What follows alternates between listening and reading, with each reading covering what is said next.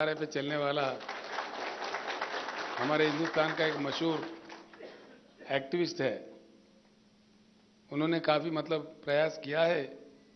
जहाँ भी लोगों के साथ अन्याय हुआ तो उन्होंने कृषि संगठन भी चालू किया है। उड़ीसा के किसानों की तरफ से युद्ध लड़ रहे हैं। तो उनके नेतृत्व में भी कई लोग आज आए हैं, कई नेता लोग। Akshay Kumar ji, Ramchandra Hansda ji, ex MP, ex MLA Mayurbhanj से। ये जेएमएम राज के जो मूवमेंट चला था उसमें भी बहुत बड़े नेता थे। वहाँ के लोगों को, वहाँ के संतालों को इकट्ठा करने में उनका बड़ा योगदान था। और श्री नवीन नंदा जी, एक्स एमएलए, श्री रथ Das ji, ex MLA, Shri Arjun Das ji, ex MLA, Raghav Shetty जी, एक्स एमएलए, वृंदावन माझी जी, एक्स एमएलए, देवराज सेठी जी, एक्स एमएलए, कैलाश कुमार मुखी जी, इन्होंने ऑलरेडी जॉइन हो चुके, अपने आप को डिक्लेयर कर लिए। उड़ीसा राज्य में कांग्रेस पार्टी से थे, वहां रिजाइन करके ऐलान भी कर लिए। और श्री प्रदीप प्रधान जी, आरटीआई एक्टिविस्ट, श्री शेषदेव नंदा जी, उमाकांत भारत जी, श्री निमई राय जी, एडवोकेट श्री किरोत राउत जी, विश्वप्रिया नायक जी, रक्षाकर अनुपम जी, रंजीत पटनायक, जगबंधु मोहंता जी, सूर्यपदी जी, काशीनाथ बेहरा जी, कैलाश चंद्र नायक जी, सीएमडी मुनवर अली जी, अमित कुमार जना जी, प्रमोद कुमार सामंतराय जी और उनके साथ जो लोग बस में आए, खासकर मैं उनको प्रणाम करता हूं। इतने दूर, इतना लंबा सफ़र करके, आप इतना प्रयास करके इतनी दूर सफ़र करके आए हैं। इन सभी नेताओं के साथ मैं आप तमाम लोगों का दिल से स्वागत करता हूं फिर एक बार। तो साथियों, आज देश 75 सालवा आज़ादी का जश्न मना रहे हैं। 75 साल बहुत लंबी समय होती है, काफ़ी बड़ी समय होती है। इसमें 2 जनरेशन खत्म होकर तीसरा जनरेशन का जीवन चलता रहता है, ऐसा एक स्थिति है। हमारे साथ, हमारे से थोड़े पहले, कुछ समय पहले और हमारे से कुछ समय बाद कई राज्यों को इंडिपेंडेंस मिला, आज़ादी मिला। उनके तरफ देखे तो कहानी कुछ अलग है, हमारा भारत का कुछ कहानी अलग है। मैं 2-4 शब्द ही कहूँगा। कल परसों पहले हम लोग मिल लेंगे। आज आपको रेस्ट भी लेना है, इतने दूर से आए हैं। हम पूरी बातें तफसील में बात कर लेंगे, लेकिन इतना तो कहना चाहूँगा ज़रूर कि इस देश में संपत्ति है अमेरिका से भी ज़्यादा, चाइना से भी ज़्यादा, दुनिया के किसी भी अन्य देश से ज़्यादा। ये बिना किसी शक के मैं कह सकता हूं। मैं भी 50 साल से राजनीति में हूं। मैं एमएलए था, एमपी था, मंत्री था, केंद्रीय मंत्री था, चीफ मिनिस्टर भी हूं। कई चीज़ मैंने देख चुका है, अध्ययन भी कर चुका है। ये मैं बड़ी जिम्मेदारी से कह रहा हूं। संपत्ति इतनी है कि अमेरिका से भी ज़्यादा, चीन से भी ज़्यादा हमारे पास संपत्ति है। लेकिन आज दुनिया में अमेरिका की जगह क्या है, चीन की जगह क्या है और हमारा इंडिया का जगह क्या है? बस एक बात से हम सब कुछ समझ सकते हैं। उड़ीसा से हो, महाराष्ट्र से हो, उत्तर प्रदेश से हो, दक्षिण में हमारे कहीं अन्य राज्य से, कर्नाटक से हो, कहीं से भी हो, भारत के युवा अमेरिका जाने के लिए तरस रहे हैं, तड़प रहे हैं। क्यों? अमेरिका में हमारा कोई युवा जाता है और उनको वहां ग्रीन कार्ड मिल जाता है। उनके माँ बाप यहां इर्द गिर्द के लोगों को बुला के दावत दे रहे हैं, भाई हमारे बच्चे को ग्रीन कार्ड मिल गया। ये किस चीज का ये एग्जाम्पल है। ये चीज क्या बताता है हमें? हमारा किसी लड़का को, हमारे भारत का किसी युवा को अमेरिका का अगर ग्रीन कार्ड मिला, हम उसको इतना मान्यवर समझ रहे हैं कि यहां हम दावत मना रहे, यानी कि हम कहां हैं। इस एक चीज से सब कुछ हम समझ सकते हैं। सब कुछ रखते हुए भी देश के जनता अपनी संपत्ति से क्यों वंचित है, इस बात पे हमें सोचना चाहिए। पीने का पानी भी नहीं दिया जा सकता देश में 75 साल के बाद। सिंचाई के लिए, खेती के लिए किसानों को पानी भी नहीं दिया जा सकता, बिजली भी नहीं दिया जा सकता। ये क्या बेहाल स्थिति है। कितनी सभाएं हम देख रहे हैं, कितनी भाषण सुन रहे हैं, कितने नेता एमएलए बने, एमपी बने, मुख्यमंत्री, मंत्री, प्रधानमंत्री,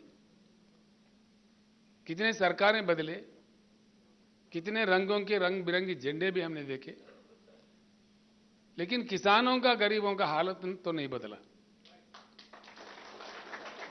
सरकारें बदले, नेता बदले, इसका कारण क्या है? इस पे सोचने की बात है। इसका कारण यही है, जब चुनाव होता है हमारे देश में, चुनाव में नेता जीत रहे, पार्टी जीत रहे, चुनाव के बाद जनता हार रही है। हिंदुस्तान की राजनीति में गंभीर परिवर्तन की जरूरत है कि चुनाव में नेता और पार्टी नहीं, जनता जीते। बाद में, चुनाव के बाद जनता की जीत होना चाहिए। वो लोकतंत्र है, वो लोकशाही है, उसी का नाम सही लोकतंत्र है। इस सही लोकतंत्र को कई षड्यंत्रियों ने, जो राजनीतिक षड्यंत्री है, तोड़ मरोड़ के, गोल घुमा के, नारेबाजी में अपने सत्ता के लिए कितनी बातें कह चुके हैं, कितने वायदे कर चुके हैं, और क्या हुआ क्या नहीं हुआ वो हमारे सामने है। मैं दूसरा एक बात और भी कहना चाहूंगा। आप सभी से मैं एक सवाल भी करना चाहूंगा। ये मुझे मनोमन में, मुझे भी ये सवाल खाए जा रहे हैं। अभी कुछ दिन पहले खम्मम के सभा में मैंने यही सवाल पूछा था। आज अपने देश का कोई लक्ष्य है? भारत का कोई लक्ष्य है? आज अपने देश का लक्ष्य क्या है? अपना देश अपना लक्ष्य खो बैठा है, गुमराह हो गया है। आज के नेताओं का, आज के पार्टियों का सिर्फ चुनाव जीतना ही लक्ष्य बन गया है। कुछ करो, चुनाव जीतो, दंगे कराओ, फसाद कराओ, फूट डालो, समाज को तोड़ो फोड़ो, जाति के नाम पर, धर्म के नाम पर, कई अन्य प्रकार से समाज को विभाजन करो, अपना काम निकालो, बस चुनाव जीत जाओ। चुनाव अगर जीतते हैं, कोई पार्टी जीतता है, किस लिए जीता है? चुनाव जीतने का लक्ष्य क्या होता है? पार्टी बनने का भी लक्ष्य क्या होता है? जनता का सेवा करना चाहिए, देश का उन्नति करना चाहिए, देश का उद्धार होना चाहिए। भाइयों, मैं ये एक बात कहता हूं, उड़ीसा के महानदी में कितने पानी है? उड़ीसा के महानदी में कितना पानी है? हमारे जरूरत से ज्यादा पानी है। उड़ीसा यूज करता है कितना? 25%, 30% हम यूज करते हैं, बाकी 50 साल से बह रहे हैं समंदर में। हमें पीने का पानी नहीं है। महानदी के अलावा ब्राह्मणी भी है, वैतरणी भी है, छोटे मोटे कई अन्य नदियां भी है। जा तो कहां जा रहा है पानी? ये पानी हमारे घर में नल के रूप में क्यों नहीं आ रहा है? पीने के पानी का किल्लत होना चाहिए कि उड़ीसा में या देश के किसी अन्य राज्य में?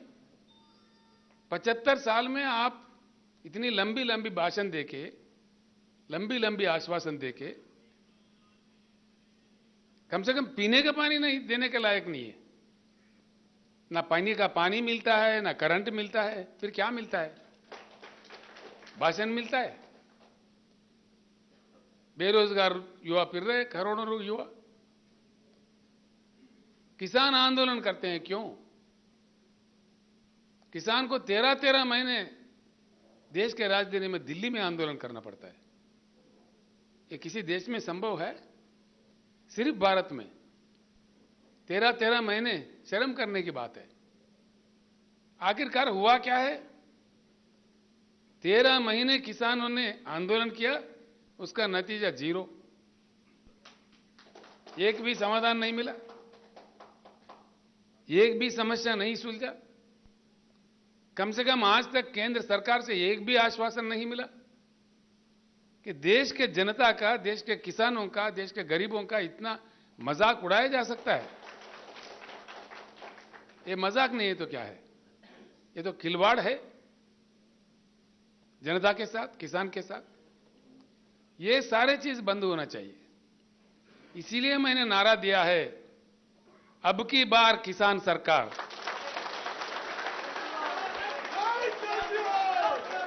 किसान हल चलाना ही नहीं, कलम चलाना भी सीखना चाहिए। आगे चुनाव में हमारा यही नारा होगा। काफी एमएलए हम बना चुके हैं, एमपी बना चुके हैं, मंत्री, मुख्यमंत्री, प्रधानमंत्री, क्या क्या नहीं बनाए।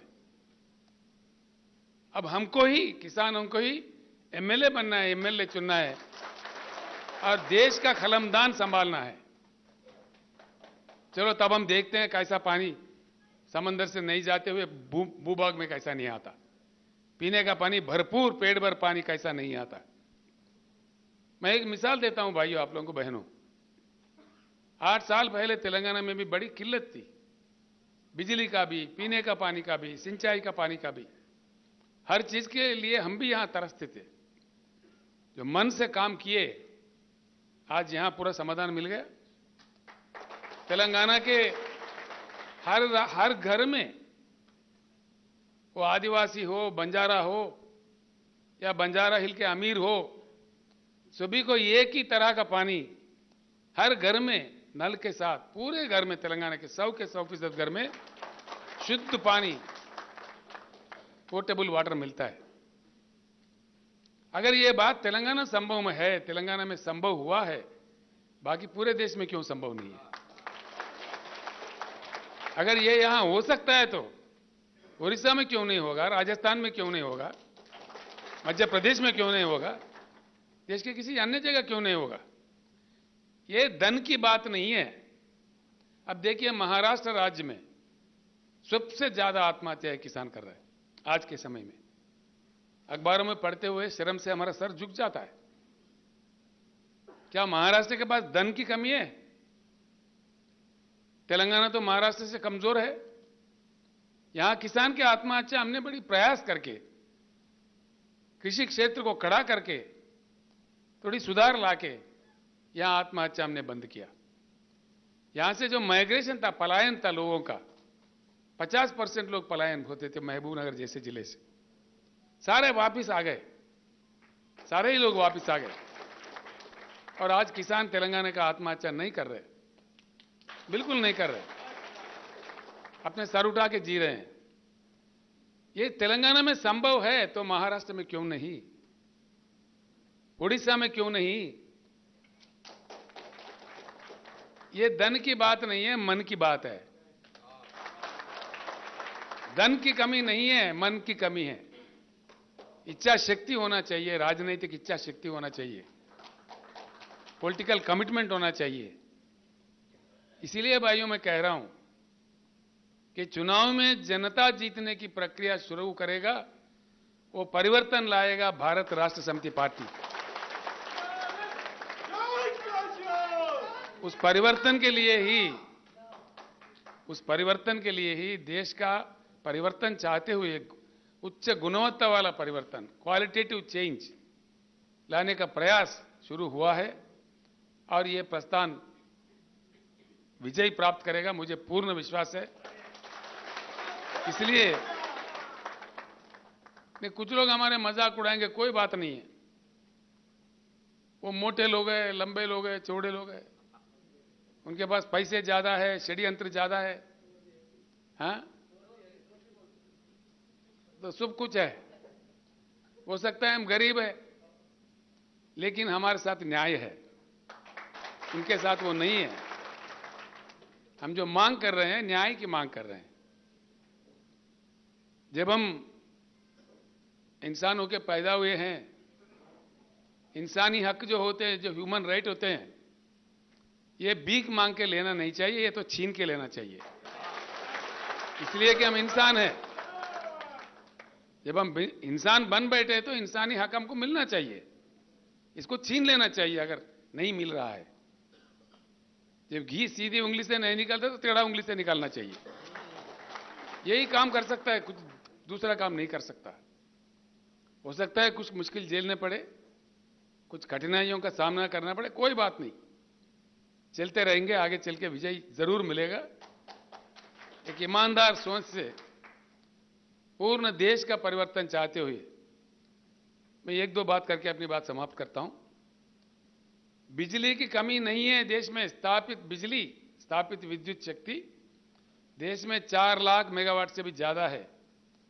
देश ने आज तक कभी 2,10,000 मेगावाट से ज्यादा इस्तेमाल नहीं किया। उड़ीसा में ही कहीं है बिजली घर बने बने। कितना सुंदर कोयला मिलता है अपने तालचेर में, ढेंकनाल में, कितना जबरदस्त कोयला मिलता है।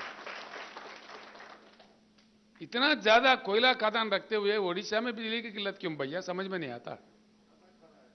इसके लिए हमको अमेरिका से भीख मांगनी है, किसी के सामने हाथ पसारने हैं, फिर इसके लिए भी हमें क्यों भीख मांगना पड़ता है? इसमें भी क्यों शॉर्टेज होता है? जो संपत्ति, यही कह रहा था, संपत्ति हमारे पास है, हमारे तालचेर में, हमारे ढेंकनाल में कितना जबरदस्त वर्ल्ड क्लास कोयला है। तो क्या हो रहा है उस कोयला का? आज जो नीति चल रही है देश में, जो जहां नुकसान आता है ठोक दो जनता पे। Socialisation of the losses, privatisation of the profits. समझ गए आपने? आज जो हो रहा है देश में, मैं आपसे ही कह रहा हूं, socialisation of losses and privatisation of profit. जहां नुकसान हो रहा है बता दो, नुकसान हो रहा, गैस बढ़ाओ, तेल बढ़ाओ, पेट्रोल बढ़ाओ, जनता का जेब काटो। जहां नुकसान होता है जनता के लिए, जनता के सर पे जाएगा नुकसान। जहां फायदेमंद चीजें दो, अदानी को दो, अंबानी को दो, टाटा को दो, बिरला को दो। This is what is happening in this country. यही तो चल रहा है।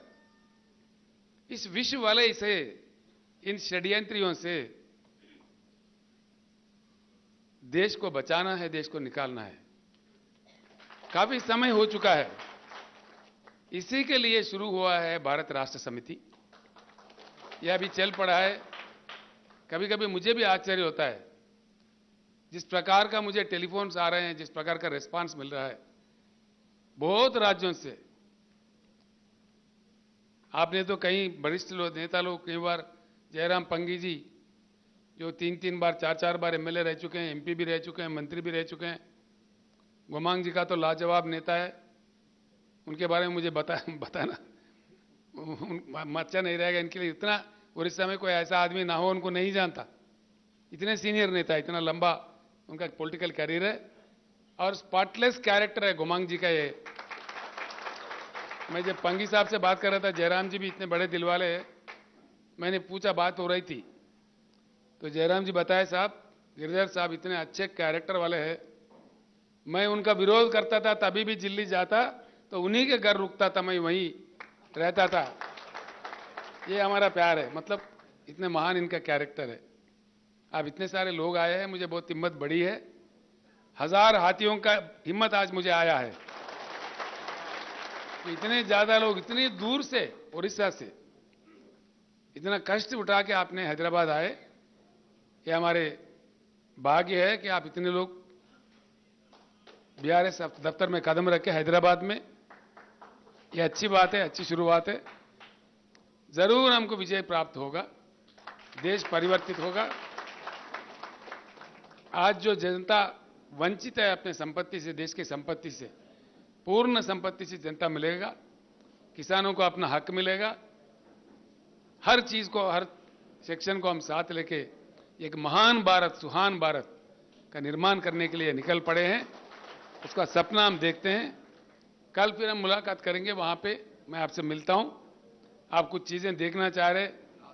अक्षय जी मुझे कह, लास्ट बस में आ गए? अच्छा, आ गए, अभी आ रहे हैं जी। जी 5-7 मिनट और बोलना है? क्यों? ठीक है, कल बोलेंगे वहां पे। नहीं, अभी बहुत थके हुए हैं वे लोग। फिर कल एक बार यहाँ कितना मिलता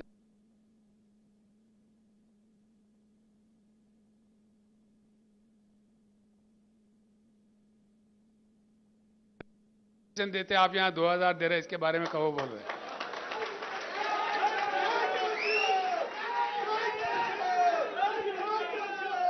गरीबों के लिए, गरीबों के लिए, गरीबों के लिए सोचने वाले, ईमानदारी से काम करने वाले पार्टी अगर चुनाव जीतता है, वही जनता की जीत होती है। तब जाके जनता, पहली बार मैं एक बात करके अपना बात समाप्त करूंगा। हमारे जो आदिवासी भाई है, हमारे जो दलित भाई है, क्या स्थिति है उन लोगों का? आज भी लड़ना पड़ता है। Doctor B R. अंबेडकर का सिद्धांत अगर आजादी के शुरुआत से अमल किया होता, आज ये स्थिति हिंदुस्तान में नहीं रहता। अभी हमने यहां पे एक स्कीम चालू किया है, दलित बंधु। कल आपको बता देते हैं, जिनको प्राप्त हुआ स्कीम के माध्यम से, उनसे आपको मिला भी देते हैं। हर दलित घराने को, यहां 17.5 लाख घराने हैं तेलंगाना राज्य में, हर दलित घराने को बिना किसी शर्त के, बिना किसी बैंक लिंक के 10 लाख रुपए दिए जाते हैं। वो चाहे जो चाहे मर्जी कर सकते हैं। बीआरएस का यह नारा है, पूरे हिंदुस्तान में किसानों को मुफ्त बिजली दिया जाएगा। बीआरएस का सरकार बनने पर सिर्फ 2 साल के अंदर जगमगाता हिंदुस्तान, हिंदुस्तान के कोने कोने में 24 घंटा बिजली प्राप्त करवाते हैं। जो काम तेलंगाना में हुआ है वो संभव है। हम एकड़ में 10,000 रुपए देते हैं किसान के लिए, निवेश के लिए। किसान बंधु प्रोग्राम में भी पूरा देश में दिया जाएगा। ये मन की बात है, राजनीतिक इच्छा शक्ति की बात है। और दलित बंधु भी सारे, हर साल 25 लाख घराने में, सारे देश में दलित बंधु भी इंप्लीमेंट होगा। ये कार्यक्रम हम लेके चलेंगे। पानी समंदर में नहीं जाने देंगे, पानी को धरती पर लाएंगे। जो प्यासे लोग हैं उनका प्यास मिटाने के लिए शुद्ध पानी, पीने का पानी पूर्ण रूप से उनको प्राप्त करवाएंगे। मैं एक बात और कहूंगा, आपको आश्चर्य होगा। हिंदुस्तान में कृषि योग्य भूमि इस दुनिया के किसी भी देश से हमारे पास ज्यादा है।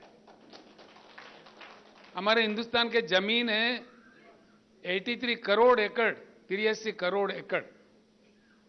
अमेरिका हमसे 2.5 गुना बड़ा है, लेकिन उनके पास 29% ही कृषि योग्य भूमि है। चाइना हमसे 1.5 गुना बड़ा है, लेकिन उनके पास कृषि योग्य भूमि सिर्फ 16% है।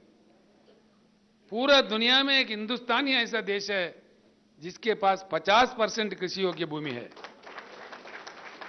और काम करने वाले 140 करोड़, 140 करोड़, यानी कि अभी हाल में न्यूज निकला है, चाइना से भी हम पार कर गए। पूरा दुनिया में सबसे ज्यादा आबादी हमारे देश में ही है। तो इतने ह्यूमन कैपिटल भी है, जमीन भी है, नदियों में पानी भी है, सूरज अच्छा खिलता है, सोलर इंसिडेंस भी है। फिर किसान क्यों रोए? फिर किसान क्यों धरना करे? फिर किसान को सही क्यों दाम नहीं मिले? किसान के पैदावारी क्यों खरीदा नहीं जा रहा है? इन समस्याओं का समाधान 75 साल के बाद भी नहीं निकले तो क्या हम चुप बैठेंगे, देखते रहेंगे? कुछ संघर्ष करेंगे। हमें तो संघर्ष करने ही है। वो संघर्ष करने के लिए हमको एकमुठ होना चाहिए, एकजुट होना चाहिए, वज्रमुठ होना चाहिए, वज्र संकल्प लेके इस युद्ध में जीतना चाहिए, ताकि सभी लोगों को राहत मिले और एक सुहान भारत, एक महान भारत जो बीआरएस का सपना है, हर भाई का, हर बहन का, हर दलित फैमिली का, हर आदिवासी लोगों का कल्याण हो जाए और सब खुश रहे, एक ऐसे भारत का सपना हम देखते हैं। इस सपना को साकार करने में, इस युद्ध में शामिल होने के लिए जितने सारे भाई बहनें आए हैं, मैं फिर एक बार दिल से आप लोगों का स्वागत करते हुए मैं अपनी बात समाप्त करता हूं। आप आज रेस्ट कीजिए, कल फिर मैं आपसे वहां मिलता हूं। फिर बाद में आप कुछ प्रांत देखना चाह रहे, देखने वाले आराम से जाइए, कोई जल्दी नहीं है, रेस्ट ज़्यादा कीजिए, इतने दूर से आए हैं, कल कोई कष्ट नहीं करना चाहिए ज़्यादा। आप उस प्रांत भी देखिए, फिर जाते समय भी फिर एक बार हम सब मिलके हम लोग